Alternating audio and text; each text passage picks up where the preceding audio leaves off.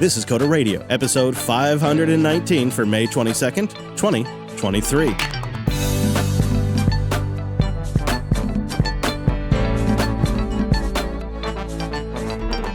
Hey friends, welcome back to Jupiter Broadcasting's weekly talk show, taking a pragmatic look at the art and the business of software development and the world of technology. My name is Chris, and joining us every single week like the podcasting pro he is, it's our host, Mr. Dominic. Hello, Mike.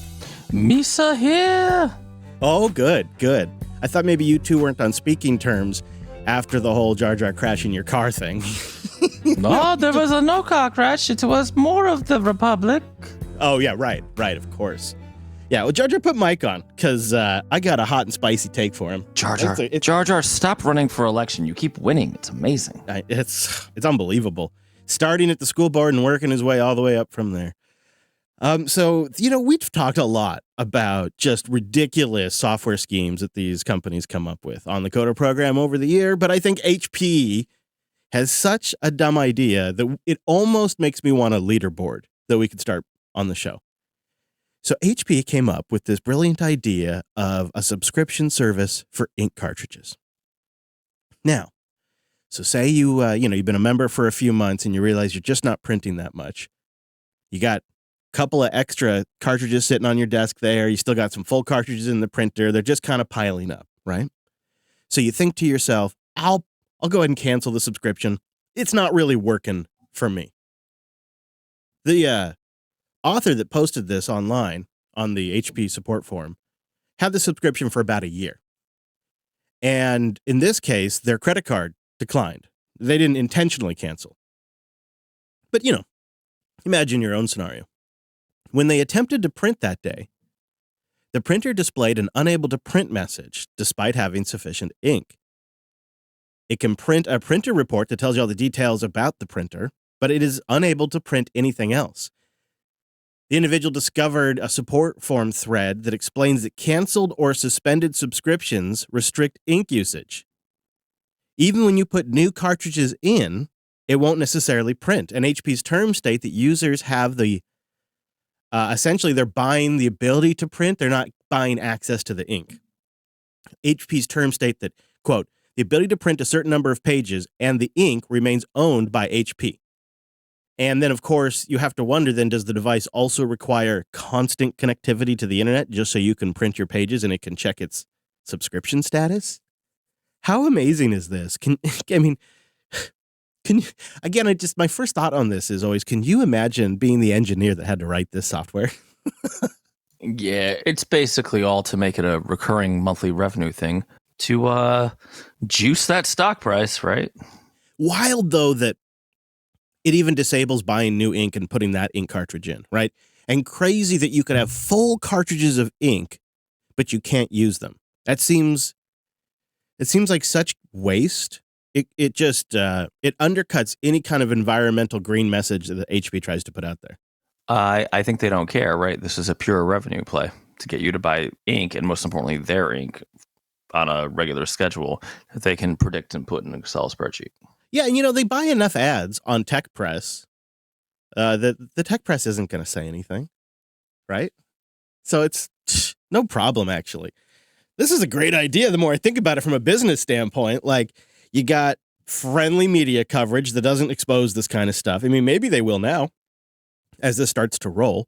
But this has clearly been a product that's rolled out there. I mean, this person was subscribed for a year. And I never heard of this. It's just absolutely ludicrous. Ludicrous, and HP should do better. When you cancel the subscription, you should at least be able to finish out the cartridge that you have. Just absolutely crazy. David writes into the show, and he read that Prime Video case study that we talked about in episode 517, where Amazon essentially dunked on itself, where they clearly outlined how serverless wasn't great for delivering Prime Video. And David's trying to figure out, and I think he wants our take, on why Amazon would publish a takedown of their own product, one that so clearly demonstrates a 90% efficiency gain by re-architecting Office serverless. He's got a couple of theories, but I'm curious if you have any theories why Amazon would let that get published. Yeah, I think it's a classic Microsoft thing, right? Of different divisions just kind of hate each other. Yeah, that was one of his theories, is there's an internal conflict. That Prime team got screwed by the serverless, and they had to do serverless because of, an overall corporate strategy tax, perhaps. Yeah, that seems to me to be it. What do you think it is? Well, it could be Amazon trying to signal to the market that there are use cases that serverless is not ideal, because it's not like they were like, we're switching to Azure, right? They were just moving over to EC2 and more standard types of architecture, and they went with a monolith design. Like but it's still like an Amazon infrastructure. So I think it's kind of their way of saying, I know this is trendy, but maybe don't build everything serverless. Consider that some things are better for other types of infrastructure or something. Serverless is always a very expensive choice, right? It just seems like there's a way to do that message without taking the knees out of the serverless team, right? Like leading with that 90% efficiency gain by dumping serverless, that only gets interpreted by the market in one way. That's what they want, right? Yeah. Another theory that David had is that perhaps it was a move by Amazon to sort of prevent people getting locked into Azure's brand of serverless or Google Cloud's brand of serverless, because it is a proprietary cloud method, right? Whereas a lot of the other more traditional systems, you could lift the containers and move and lift the data and move. So he speculates perhaps it's an attempt to kind of slow the roll on serverless, as it seems to be creating cloud vendor lock-in. Makes sense. It is hard to ponder. I think when we look back at it, it's going to be one of the more interesting things of the last few months that just happened and kind of passed by. If you have any theories, let us know, coder.show/contact, or send it in as a boost. It is worth pondering. And I think if Amazon's telling you certain workloads aren't great for serverless, it might be worth listening. Linode.com/coder. Go there to get $100 in 60-day credit on a new account, and check out the exciting news. Linode is now part of Akamai. So all the developer-friendly tools that we love, like that cloud manager that's just so beautifully designed, the API that has tons of libraries in your favorite language you can just start using right now, or take a look at the nice, easy documentation, and that CLI tool that I use all the time to take quick snapshots of my rigs for my drop-down terminal. All that stuff that helps you build, deploy, and scale in the cloud. It's all there, but now it's combined with the power of Akamai and their global reach. They're expanding their services to offer more cloud computing resources and tools while providing reliable, affordable, and scalable solutions for users and businesses of all sizes. And as part of Akamai's global network of offerings, and that's a pretty cool thing to say, data centers are expanding worldwide. More resources, more access, everything you need to grow your business, your hobby, your project, and serve your customers. So why wait? Go check out the power of Linode, now Akamai. Go to linode.com/coder. Get that $100 in 60-day credit and learn how Linode, now Akamai, can help scale your applications from the cloud all the way to the very edge, even in Florida. Linode.com/coder. Well, I'm convinced that OpenAI is an evil play to take a ludicrous kill move leap ahead of the market and build the biggest tech moat we have ever seen in the history of the industry. And I think OpenAI is a dangerous company, specifically think their CEO. So OpenAI CEO Sam Altman testified at a Senate hearing on AI oversight on the 16th of May. And he went to Washington and he begged to be regulated by 80-year-olds who can't use their iPhones. And the message was clear. And I'm going to play a clip. I cut this down. This is from, I think it's NBC News, and this is their report of the hearing. Turning now to Capitol Hill, where lawmakers are holding a hearing on artificial intelligence and Congress's role in regulating it. Yeah, one of the nation's leading voices on AI, Sam Altman, he's testifying before a Senate Judiciary Subcommittee to help get Washington up to speed on this rapidly evolving technology. CNBC technology correspondent Steve Kovac joins us now from Capitol Hill, where it's all going down. Steve, so the man who's testifying, Sam Altman, he's the CEO of the company that created ChatGPT. What is he telling Congress about the technology's abilities and its reach at this point? Yeah, Vicky. So Altman's saying basically we're here so you guys, Congress, can regulate us. He's basically saying we know this technology can be transformative and scary and we can't understand it, and coming up with his own ideas for what that regulation should look like. Have a listen to what he said. We believe that the benefits of the tools we have deployed so far vastly outweigh the risks, but ensuring their safety is vital to our work. And we make significant efforts to ensure that safety is built into our systems at all levels. The entire thing was disingenuous. Like, the power of the tools that they've built already are so beneficial to humanity. What bullcrap. They can't even get anything right. Like, I had it summarize an article about the Apple headset, and the thing hallucinated and thinks the headset's been released and it's a huge success. Like, they don't, the power of these things is they're infantile. He went in there and just begged to be regulated. And I think this is the Facebook playbook. Exactly. That Zuckerberg figured out. Mm-hmm. You figure you're big enough, you accept the regulation, and then you get a moat built for you by the U.S. government, and it's paid for by the taxpayer. Yeah, so this is a double-edged masterstroke here, right? One, he gets to say the moat, like you said, where basically if the regulation's written so that OpenAI benefits from it, your garage startups aren't going to be able to keep up with that. He gets to basically be the marching band leader, and everybody has to march to his drum.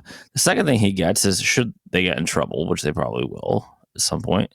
Well, hang on, I helped write. Right, we were an instrumental part in this great regulation. Right, I pled for the regulation. I begged for it. So it comes off as super self-serving, and this other one where Mike gets in trouble because he's not happy with the tech press. China's not going to do this. I expected more. And I think he went in there really savvy. He didn't use any tech jargon.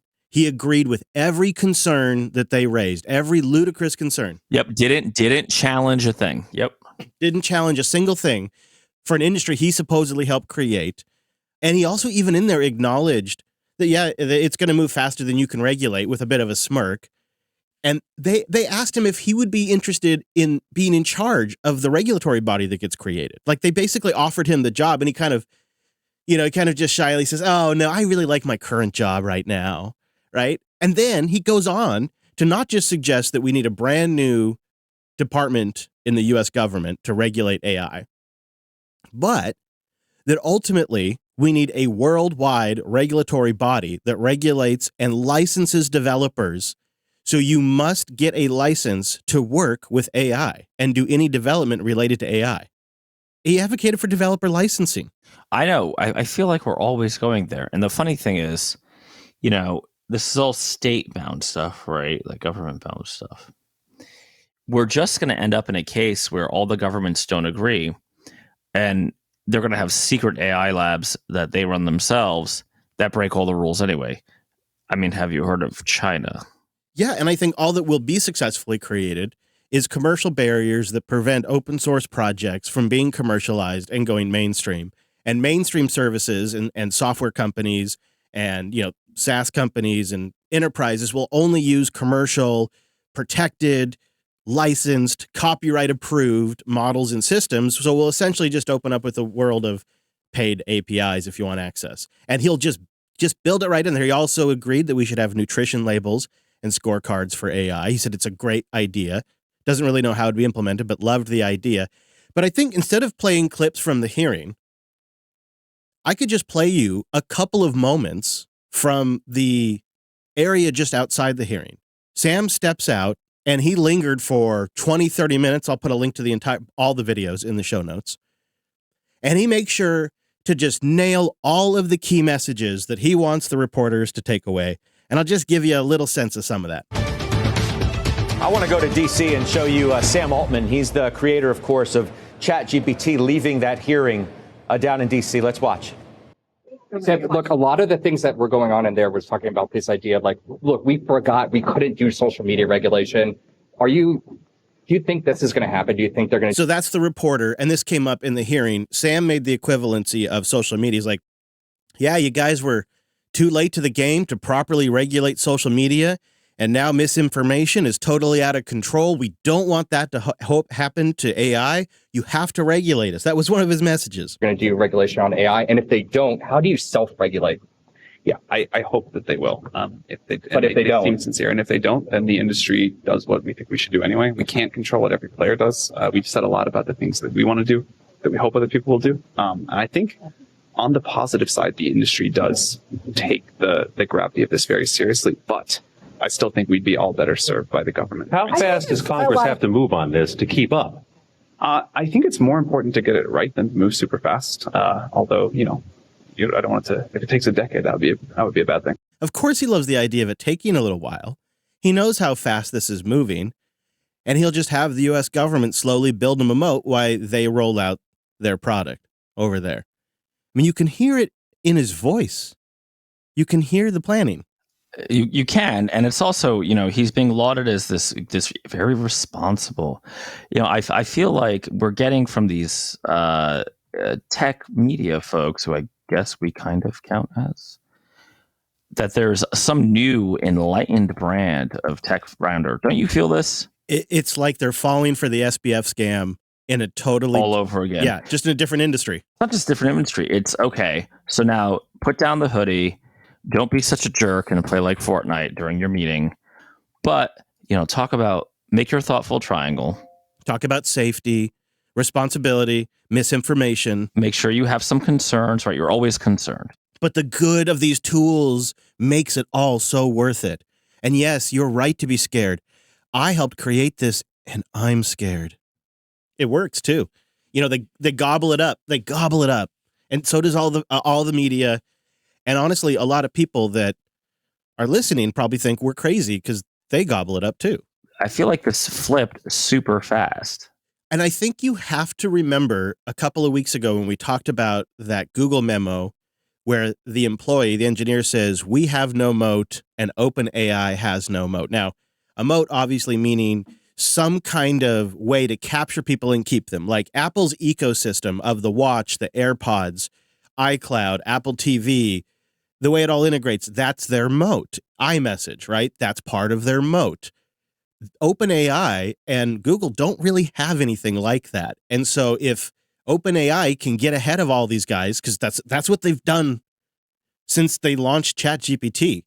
They have been savvy at the marketing, have it do the bar test and all this kind of stuff, and super careful about communicating safety being a key priority. Number one priority is safety, while creating these savvy deals with Microsoft to take something that was supposed to be open source, nonprofit, and now make it closed source 6 years later.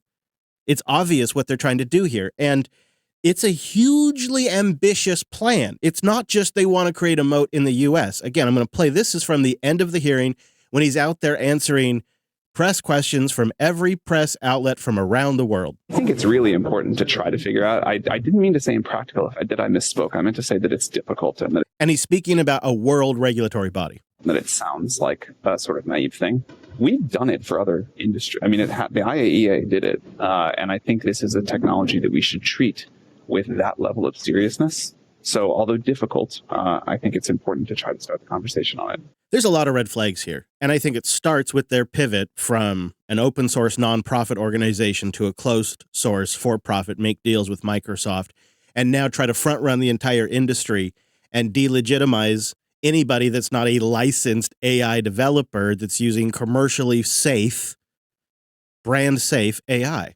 This idea of safety and licensing is, on the one hand, one of the oldest ideas we've had, but it keeps getting, microwaved in a way. It's not going to work. And it's funny because the people who talk about this are the same people who are always like, we need diversity and opportunity.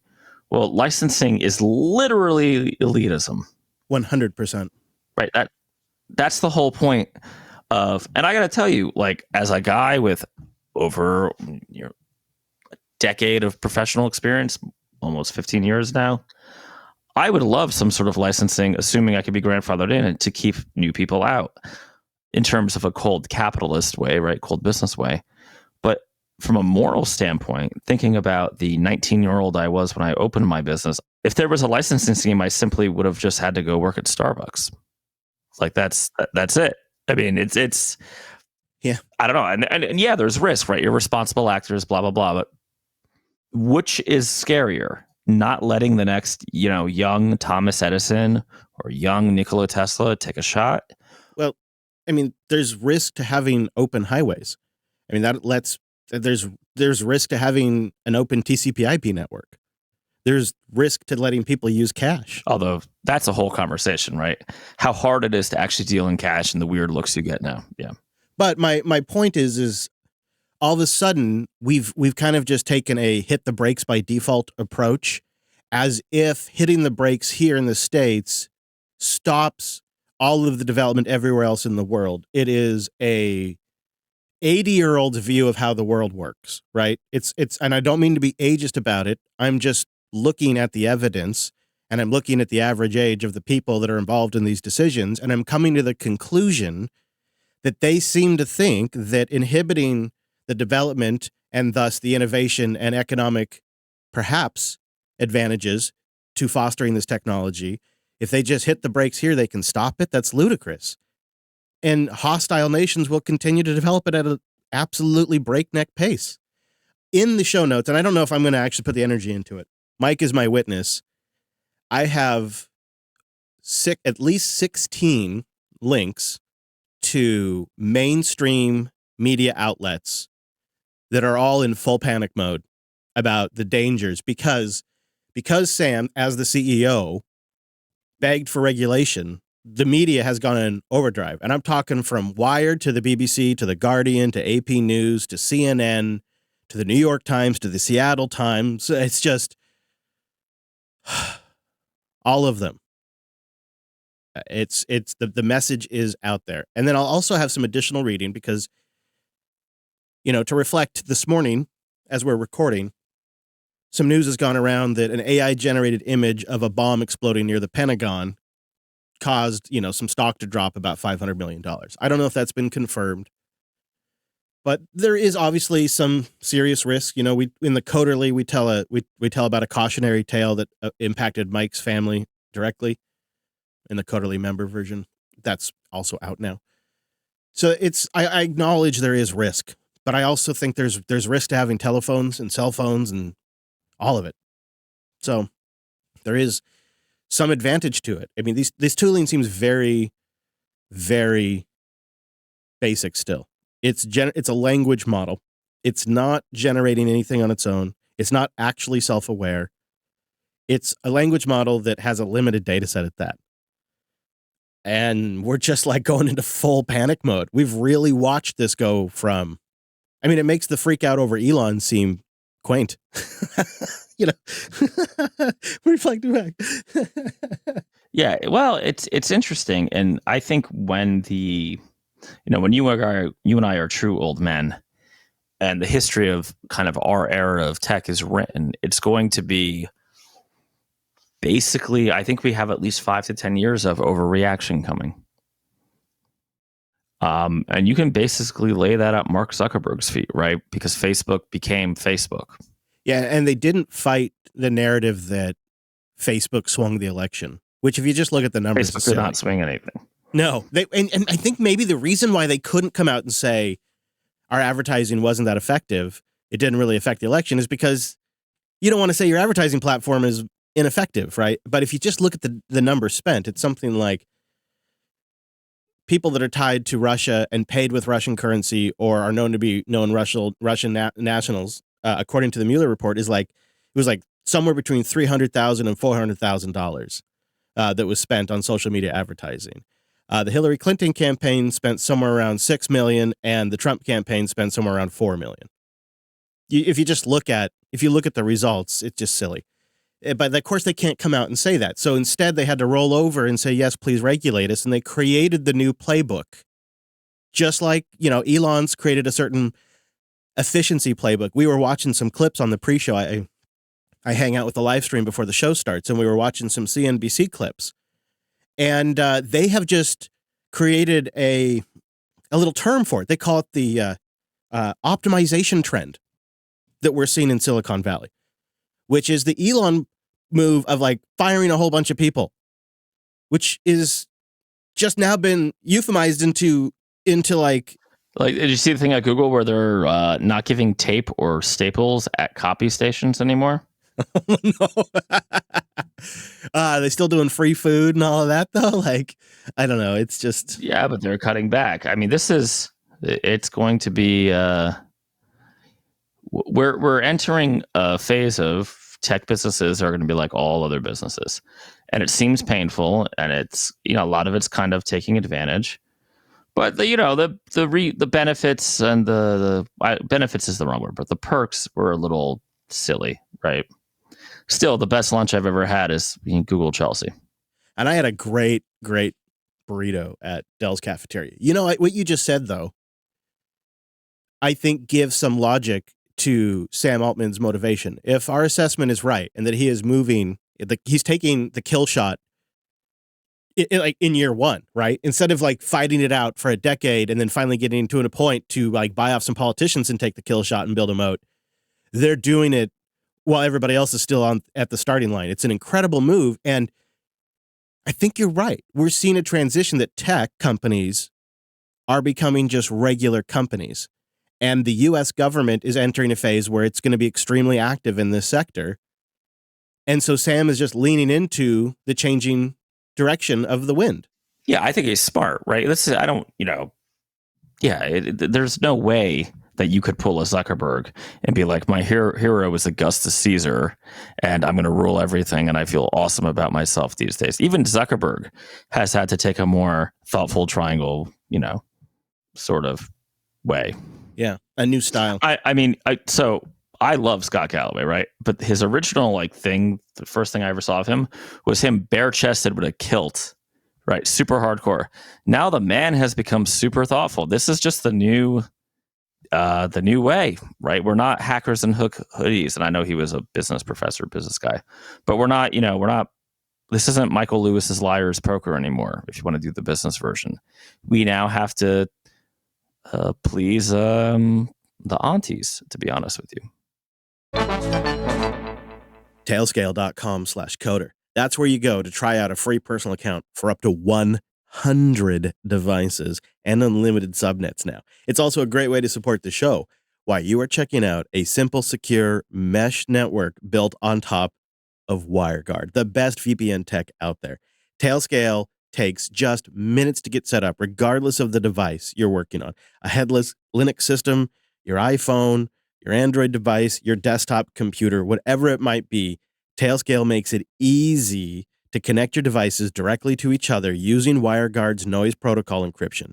Builds you a flat mesh VPN, and all your machines get essentially static IPs on this network. You can use DNS on this network, and only the traffic for your Tailscale network, the tailnet as they call it, is sent over that VPN. So you're going to google.com or DuckDuckGo, or maybe you're doing the Bing thing. I don't know what you do. That traffic doesn't go to Tailscale. It doesn't need to. That routes out to the internet. So that means you can leave Tailscale running all the time because it's not just sending all your traffic into that VPN. Just the traffic you intend to go there, encrypted, private, on a beautiful flat mesh network. I put it on my VMs. I put it on my VPSs. I put it on my mobile devices. I put it on my machines that I self-host here. I put it on my kids' computers. I put it on my mom's computer. I put it on everything. My wife has Tailscale. Everybody, because it really creates this network where we can communicate to each other on our own private network. And Tailscale has a bunch of tools that make it easy for developers to get their projects up and going on a tailnet, integrate with different services and applications, make things available for testers. It's it's a game changer. You're just going to have to go try it because it'll take a month or two and you'll go, oh, this is pretty great. And in the next couple of months, it'll start just revolutionizing the way you work. It's never going back. This is a game changer. Try it out and get it up to 100 devices for free when you go to tailscale.com/coder. That's tailscale.com/coder. Well, there seems to be a series of LLC shell companies that may be linked to Apple, not you, and they are filing as of recently as the beginning of May for Reality Pro OS in different countries. This makes me so sad. The trademark also for Real OS was registered, and also Reality Pro OS. A couple of different LLCs here, depending on the country. But it appears that Apple is trademarking names that will likely be related, including XR Pro OS and others. This is a lot of smoke, Mike. Do you want to? I think we had a bet on this. Do you want to back out now? I'm not a Welsh. I'm not going to Welsh on this one. God damn it! I insulted Australia last week, and now I'm going for Welsh. Wales. Yeah, they had it coming though. They had it coming. You know, the beer. The Outback is from Florida. I'm just saying it. Okay, guys. So here's what we know. According to 9to5Mac, it's going to be $3,000, and it's going to be announced at WWDC, but it won't be released at WWDC. Gaming is expected to be a major focus for the Reality Pro. Apple, famously good at dealing with game companies. Yeah. Well, they do have that sneaky Sasquatch after all. Kids love it. And then they're reportedly working on some new camera system for it. And they're going to offer developers a comprehensive set of tools and APIs to create immersive AR applications and experiences. So this thing's coming, isn't it? They're going to launch a $3,000 product right before a recession. We could fight about before. I think I have some ground there, but...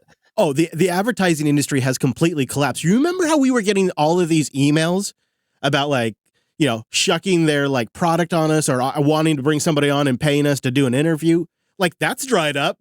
my favorite was the pills, the male enhancement, whatever crap. Oh man. And we also got we were getting, just in the last few months, we were getting different offers to do different CBDC stuff. Dude, we got one today for, we'll pay you to put a guy on the show. Yeah. There's still some coming in, but not at the level. It's also, did you not see the leak from Apple that not only is this product controversial within Apple, but to the point where, again, this is a leak. I read it on Mac Rumors. Let's all, not blame Mike for things that he hasn't done yet.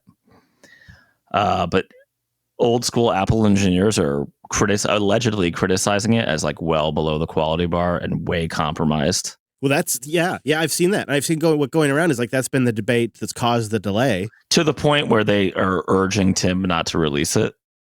But Tim is an accountant at heart. He's releasing it. He spent money. I mean, the only way this thing, wow. Oh my God. I don't believe in the AR thing. I really tried, right? I was really thinking, and we talked about it on the air, that we could do cool events in the MetaQuest, but it's just not, there's too many holes in it and it costs. Okay, but what about AR? So what about overlaying additional screens on your existing workplace? And what about having the entire computer in the headset? For the consumer for $3,000? Yes, but you're buying this instead of an iPad Pro. You're buying this instead of a MacBook. I think an iPad Pro is a pretty good buy. Right, but this gives you iPad Pro apps that you can overlay over reality, plus all the new APIs and stuff they're going to introduce. I mean, to me, the thing to make it work is you'd have to have an absolutely killer low light system, which they've gotten good at, but it's slow. And you'd really need to solve for connectivity and handle that handoff better than I've ever seen them handle handoff, because I just don't buy it. You're going to need access to data. Yeah, I don't either. I know. Because you know what I can do with a $1,000 or $1,200 MacBook Air? Run a business. Go to college. If this was an iPad Pro with some of the Apple limitations taken off, right? Because it's Reality OS. So perhaps it could be a little bit different. I'll tell you where it makes a little bit of sense is for a guy like me who lives in a tiny house. I don't even have a computer set up at home. I have a laptop that I bring with me everywhere, but I like having a set up workspace. And if I could pop this on and sit down in a chair and have my whole workspace there, that could be a game changer for me. And, we know that they would do the optics well. We know the screens would look good. And if it has speakers, the speakers are going to sound well. And the microphones will probably be done pretty well. There'll probably be multiple microphones on this thing. So they'll check a lot of those boxes. You have to strap a battery pack to your side like a... Well, that's the question. There's a lot wrong here, right? I just don't buy it. I just don't... The bet stays. I mean, will it come out? Sure. Will it succeed? I don't know. I don't know if that was the bet, though. It's not the bet. I said it wouldn't come out. Right. So I'm losing. Yeah, I get it. Yeah, I think you're right. It shouldn't come out. I don't disagree with you there. I think it will, though. I think you've got the bet because Tim Cook. Well, and sales are down. Yeah, everything's down. Maybe they'll do a subscription program for the headset out of the gate. Like they do for the iPhone. Oh, boy. Yeah. Oh, boy. There's been rumors that they were on the precipice of launching a new iPhone subscription plan, and it just didn't ever materialize. Perhaps what they're really working on is a subscription plan for this. I mean, we won't know. I bet you they won't even give us those details. I bet you we don't even get price. Maybe we get price. Maybe. You have to give price because developers, remember, development shops are going to have to buy like 2 or 3 of these. Yeah, but they're probably going to get like some dev kit version, right? That uses... Well, yeah. It's going to be a Mac Mini that you have to like put on your. It's like the army. It's like your back. The pack you wear on your back. Yes. Now, I will say the fact that I am poo-pooing this and I'm a lazy old guy. If it actually turns into something, and you're a young kid who can afford to file bankruptcy at some point, and doesn't have children, ex-wives, things like that, this is like the iPhone was for me, a great opportunity. Take your shot. Yeah, potentially. If Apple sticks with it, if they don't HomePod this thing. And if they don't focus on games, because that's stupid, because they're Apple, that's not going to. They're going to focus on. Unless they come out and say, we've made a partnership with Unity to out of the box use Unity's AR tools. Which seems weird because Apple's all about Swift, right? And their own platform. Man, if I were them, I would focus in hard on the productivity. Because it's your rich office worker, higher end office worker job that can afford to experiment with these kinds of things. It's your rich tech companies that would be willing to buy a couple of these things. Go in hard on this replaces a computer. You take your state with you everywhere you go. And then it's much more too. It's also your best movie theater. It's the best gaming device. It's also a first gen product from Apple. Keep that in mind when you spend your $3,000. Although apparently it's been in the cooker for quite a while, so that might not be good news. Ask not what your podcast can boost for you, but what you can boost for your podcast. Mere Mortals podcast comes in. I was listening to that on my drive in with a row of ducks. Says, I'm not sure if I've ever seen a Foster's at a bar or anything like that. I was asking last week. Maybe in a bottle store, but even then it would be just as a gimmick. I'm struggling to remember if I've ever even tasted one. We have plenty of other house beer, though. Yeah, well, we all do. The Foster's, it's like a step up from like your Busch Light and your Miller. It's like a step up, but it's not. Yeah, it's you've gone to the Outback, you've had a few other beers, and now you're talking like this, mate. Yeah, and they've got a frosty. They got a frosty glass for you. Yeah, they give you the fancy glass, or if you get it in a can, it comes in an oil can. Yeah, that big stupid can. I got a lot of feedback on my apparent anti-Australian sentiment. I just want to remind folks, Outback is not Australian. They're from Florida. Again. I thought you were going to just say they're the worst. I mean, present company excluded Mere Mortals. No. The Aussies are fine. It's just, okay. I don't know. The fact that we're even talking about Foster's is a little depressing. What's next? Natty Ice? I mean. Well, it could be worse. It could be a lot worse. The Golden Dragon comes in with another row of ducks. The episode's so nice, I listened twice. I loved all the bacon on this episode, I have to say. It stinks that the Dev 1 went south after a couple of years, especially since they stopped selling them. Oh, I want to know the story there so bad. Brent's having some hinge issues on his. Mine continues to be fine, but it's not my main machine, so that might be why it has survived a little bit longer. You no longer have a Dev 1, right? Yeah, it's all gone. Yeah, I gave it away. Oof. Yeah, okay. I understand.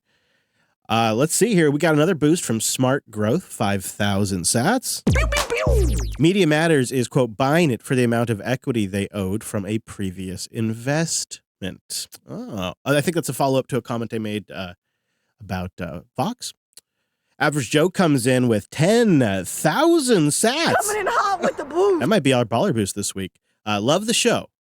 Guys, I have a question. Mac versus Linux for developers. That's pretty general. He didn't say what type of developer. But on average, I guess it depends what system you're the most comfortable with, right? Yeah, it depends what you're comfortable with. I mean, there's a little bit of weirdness on Mac because of the whole ARM thing, but that's even becoming less of a problem as there's more ARM Linux servers. I would say the challenge with Linux laptops is you got to get the hardware right. You got to do your research, and it's going to be what's important to you, right? Like a thing that I'm super into is good speakers just like the onboard speakers, because I often want to listen to podcasts or a little bit of music or something, or a video that you want it to be able to be understandable and sound good. Yeah, while I'm working. And now it's tough to really evaluate a lot of the Linux laptops out there. That's why we do reviews, though. Yeah, and System 76 has a new crop of laptops out there, and I think, the nice thing there is they've got support. And if you're trying to get a job done, it's nice to have that support to fall back on. Splint comes in with 5,000 sats. BOOST. Please, Mike, tell us more about your hate for Azure. He says, I'm the only primary Linux user in a Microsoft shop. Do you have any particular Azure hates, or is it just the whole bait and switch with the credits that they entice developers with and then swap it over to the big bill? Problem is, Azure's a lot of products, right? I will say that Azure has a lot of legacy behind it that can be annoying at times when I just want to do something that on, let's say, Linode or other hosts. Oh yeah, there's way more layers of vernacular on Azure than say like Linode. Huge difference. It adds a layer of nonsense, I would say. With that said, yes, it also offers things, right? If you're integrating with truly Microsoft Active Directory run shops, does make that somewhat easier. This is one of those, it depends. If I just want to run a Linux server with Docker and do something simple like attach storage, a Linode or other kind of VPS host is a lot easier to deal with than Azure. Mm-hmm. Yeah, that's my take too. It's good, especially with integrating with some of the existing Microsoft products, and if you're in that space already, but otherwise it's a lot of nonsense to deal with. I'll round us out with a couple of lower than 2,000 sat boosts, but I thought we had a low boost week, so I'd cover a couple of these. Violet Hummingbird came in with 1,000 sats, saying value for value instead of ads. Thank you. We are hoping that more members sign up and more folks decide to boost. Jan Hubaloo comes in with 1,000 sats. When Mike was talking about Q last week, I thought at first he was talking about Bond's Q, James Bond's Q. First time for me for boosting in from Android. Honestly, the best Q. Yeah, really. I like Q in Star Trek, but remember 007, you have a license to kill, not to break the traffic laws. Yeah. So we got a total of 26,444 sats, 7 boosters.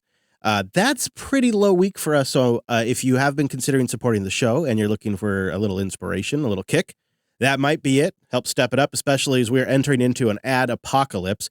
Also, the membership continues to be a fantastic way. I was commenting yesterday that the members let us say no to all these ridiculous pitches that come in during the boom times, and then the members maybe very well would keep the show going during the down times. And so we don't know how long those times will be, but having the members over there is a big deal. CoderQA.co if you want to sign up just for this show, or Jupiter.party if you want to support all the shows. Either way, you get an ad-free feed. And we just recently released a new Coderly for our members. If you have the ad-free feed, you'll just get it automatically in that feed. If you're still listening to the public feed, you can just go to your member download area, like over at CoderQA or Jupiter.party, and log in and go to the downloads area, and I made it available for you. And I thought it was a great Coderly. I really enjoyed that. Could be a template for future Coderlys as well. So check it out if you're a member. I think it's definitely worth a listen. And it was just published recently. Mike, is there anywhere that you would like to send the good people of the Coder Radio audience before we get out of here? Go check out alice.dev if you want some automation goodness, and go buy some ads on JB shows. Yeah. There you go. Business? Yes. And of course, you can join our chat room during the week, and then you'll see when we're live. You'll see the room start going, and I usually let the room in there know. That's at coder.show/matrix. Our feedback link is coder.show/contact. And of course, that's also where you'll find the RSS feeds. And if there's an episode you enjoyed particularly, consider sending it to a friend. It's a free way to support the show, and word of mouth is the best advertising for podcasts out there. So if you liked an episode, share it around. Thanks so much for tuning in this week's episode of the Coda Radio program. We'd love to see you live next week at noon Pacific, 3 p.m. Eastern at jblive.tv.